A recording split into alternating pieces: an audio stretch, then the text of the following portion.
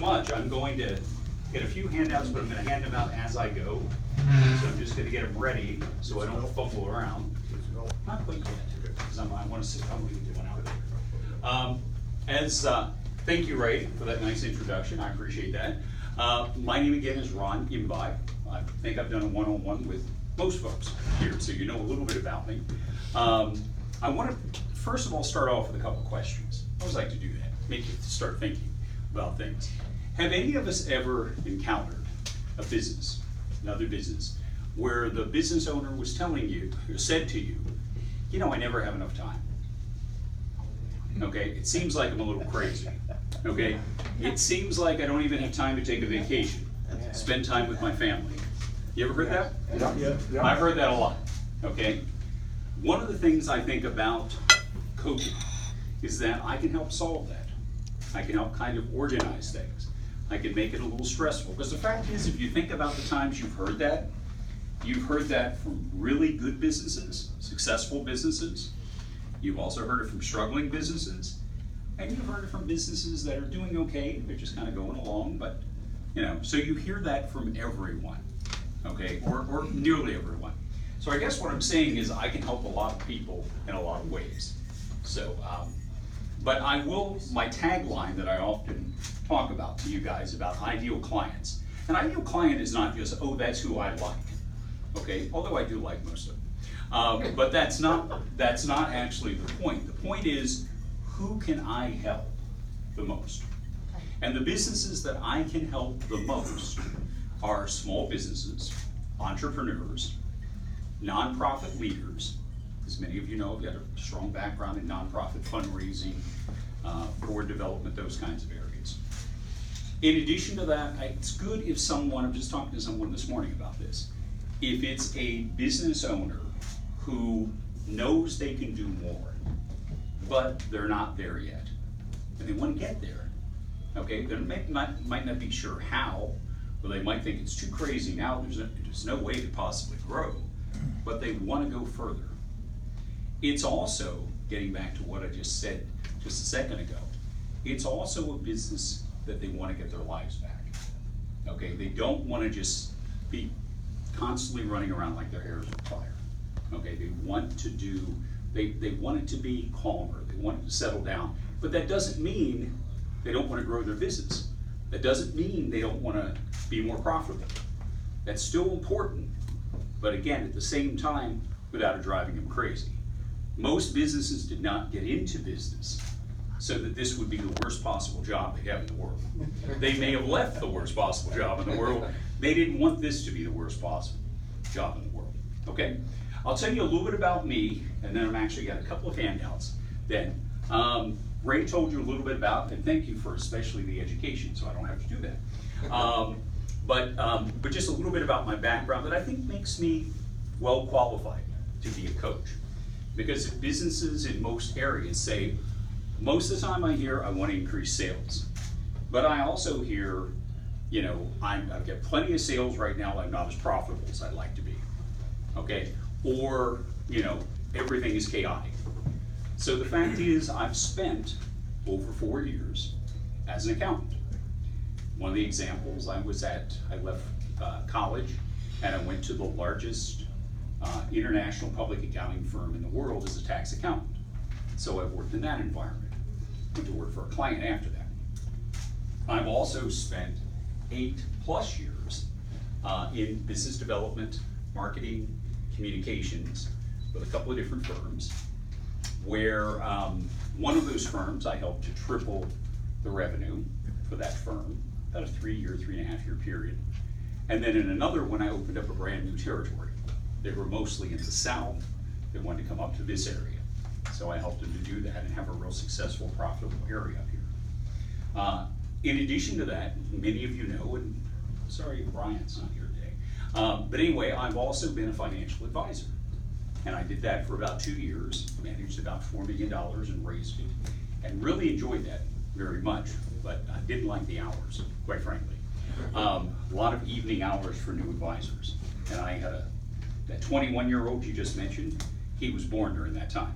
So anyway, so I didn't like that. So I made a career transition to be a nonprofit. One of my clients was a nonprofit. And they said, well, you know a lot about investments, you know about real estate. Why don't you come to work for us as a director of planned giving? Planned giving, for those of you who don't know that phrase, is essentially large, complex gifts to nonprofits. They can be real estate, they can be privately held investments, okay, a variety of different kinds of things. Although I'll say timeshares is usually not one of those things, just in case you guys are thinking about trying to unload a timeshare. There are a few charities. Come to me if you think of that, because I actually do know a few that accept them. So I spent 2 years, I spent a total of 12 years working for nonprofits, and then about 2 years working with nonprofit clients after I left full-time employment. And then for the last 8 years, you guys are familiar with what I've been doing, because what I'm doing right now, I'm a business owner, okay? So I'm in the same boat that we're all in, or many of us are in. Now, I want to give you, because lots of times I get the question, well, okay, your background sounds nice, you've done a lot of good things, but how can how does that help small businesses? Especially your nonprofit experience. How does that help? Just take one and pass it on. How does that help small businesses? And to my answer is just about anything a small business encounters. Just about anything a small business encounters, either in the private sector as a small business. You still listen to that? And I counted it out. I'm going to need most of these. So anyone? Sorry. So, but I think when you look at mine, did everyone get one? Yes, sir. You got a couple left. So, okay, well then my adding was off. I thought I was going to have 2 left. So everyone's got one? Okay, so that's all right. And I'll pass out a few other things. But if you take a look at this, you'll see that I'm trying to show you how each thing that I've done, I think, in my life, I think it adds to what I can offer. And what I've done with this, if you notice on the left side, I talk about basically things that I talk to every small business about. Marketing, lead generation, conversion rate, price, profit, partner JV agreements, downselling, cross-selling, upselling, drip campaigns, landing page, strong call to action. Now, a lot of people, when I mention that, will say, well, how would your nonprofit experience, that's the one I get more than anything, how could you help? How does your 12 years of working with nonprofits help in any of these areas? Now, if you start up at the top, how am I on time? Jim, how am I on time? You got 2 minutes and 40 seconds. Okay. So, anyway, so if you start on the left-hand side, marketing, everyone, whether you take my private sector experience, my nonprofit experience, my business owner experience, everyone needs that. Everyone needs lead generation, and you might think lead generation for nonprofits, of course, you need donors. You think we didn't market and do lead generation constantly for nonprofits? Absolutely. Conversion rate. Don't we all need a higher conversion rate if you're working in the private sector? You know, you're getting bigger clients, you're part of a big team, you still overall want to get more clients. Okay, if you're a business owner like we are, you can increase your conversion rate. Even if you have the same number of leads, you get more business, right? So if you check down through here, price. You increase the price, you're going to increase revenue. Partner JV agreements. I love when Austin and Gordon talk about their JV agreement. They're partnering together, and it's great for business for both of them.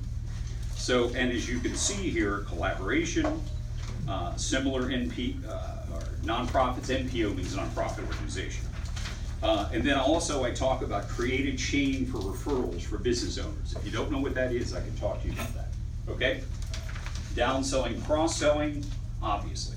Drip campaigns, that's something that we all should be doing, because most people will only reach out to a prospect twice, maybe 3 times. Guess what happens if we reach out to them 6, 12 times or more? Because usually when we encounter them, 6, 12 times or more, they're not ready to buy right away. But there's a good chance at some point they're going to buy. So if they don't hear from us, they're not gonna buy from us. And the more you communicate, my old friend Josh, I think, will agree with this. The more you communicate with them, you're building a relationship with them. So they're more likely, when they're finally ready to make the buying decision, guess who they should choose? Us. Okay, we're communicating with them. And that's the same whether you're big corporation, private sector. That's the same if you're with a nonprofit. That's the same when you're a small business owner like we are. So the fact that I've worked in all of those areas, I think is really helpful for clients that I have. Okay? Now, just to kind of wrap it up, and actually I'll go ahead and pass out a few other things as well. I don't know if I have enough of these, but I'll promote my old friend Jim. These are my rack cards. And I think you guys have seen rack cards. I don't know if I've given many of you my rack cards. So I'll hand that out. And this is an old one I did a couple of years ago. I thought Jim did a great job with it. Okay? But I thought they looked good, and I always try to hand them out in these kinds of situations. But bottom line, I could work with all kinds of small businesses and all kinds of, whether it's an entrepreneur, a mature business. I can also work with nonprofit leaders. Okay, so if someone's an executive director of a small nonprofit, they're having issues with fundraising, they're having issues with board development, those kinds of things, I can work with all those kinds of folks. I think that's also any business that I talked about getting their lives back. If you know that the business owner's going crazy, that's a good person for me to talk to.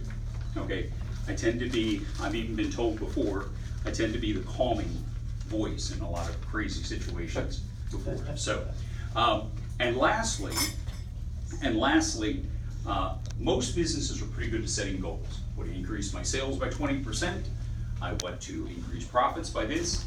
But goals are on paper and they're not executed. What good are they? So I help them, and I think any coach of any kind, whether it's a life coach or a business coach or whatever, that's something we offer. It helps when we set those goals up. You've got someone keeping you accountable. Okay, that's working with you. So anyway, so if you know someone that, okay, they've set their goals, but they never seem to reach them, a coach can help out with that. And I use coaching, I use consulting, I use a lot of different techniques. All right, that's it. All right. I will ask this though, any quick questions? I know we're tight on time. Jim's been giving me this back in the back, so I know we're tight on time. So any questions? Yes, Not a Mark. question, but a comment.